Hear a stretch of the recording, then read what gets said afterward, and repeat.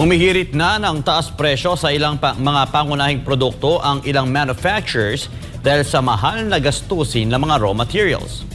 Pero ang tanong, napapanahon na nga ba ito? Alamin yan sa balita ni Sheena Torno.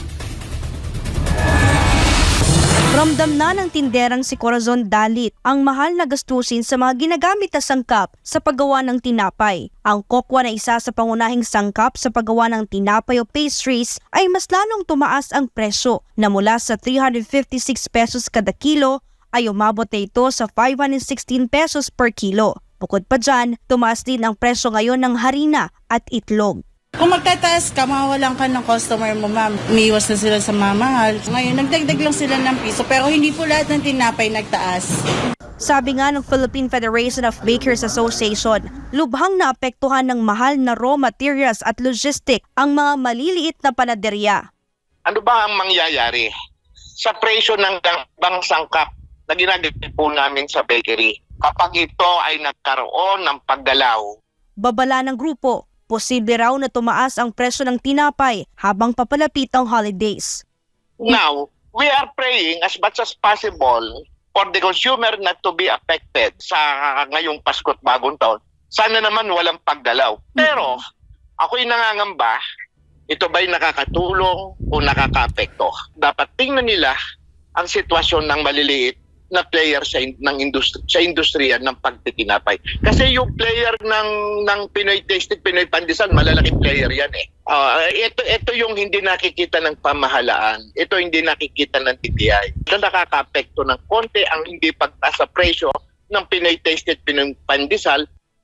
Aminado ang Department of Trade and Industry na higit 60 manufacturers ang ilang buwan nang humihiling na magtaas presyo sa kanilang mga produkto. Kabilang mga manufacturer ng sardinas, Pinoy Tasty at Pinoy Pandesal, noodles, canned goods at bottled water.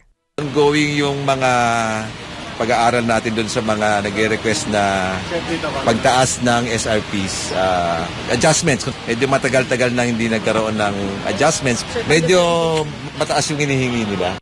Hindi nabanggit ng DTI kung magkanong nais idagdag na taas presyo ng mga manufacturer sa mga nabanggit na produkto. Pero sabi ng ahensya, hindi ito dapat tumagpas sa 10% na kasalukuyang suggested retail price o SRP nito. Nilinaw naman ni DTI Secretary Cristina Adelguer Roque, marami pang kailangang tingnan bago aprobahan ang kanilang mga kahilingan.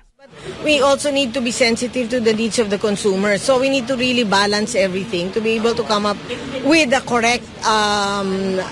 correct decision whether mag-increase ng price or not. So hindi napapanahon ang taas? Ngayon hindi napapanahon pa.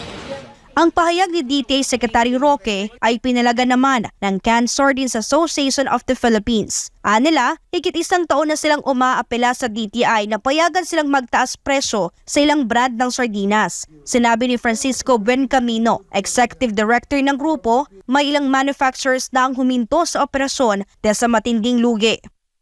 Essentially, we are asking for something like 3 pesos from a year ago.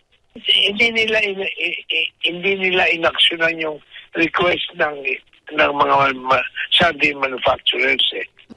Kaya nga kami nagrereklamo na ang dami na nagkakanlulugi. Babala ng grupo sa oras hindi pa rin sila pagbigyan ng DTI ngayong buwan. It is very damaging to industry. There comes a point that we are nearing our limitations eh. So kung continuous ang magiging lugi, we might have to suspend our operations. Para sa Diyos at sa Pilipinas kung mahal, ito si Sheena Torno, SMNI News.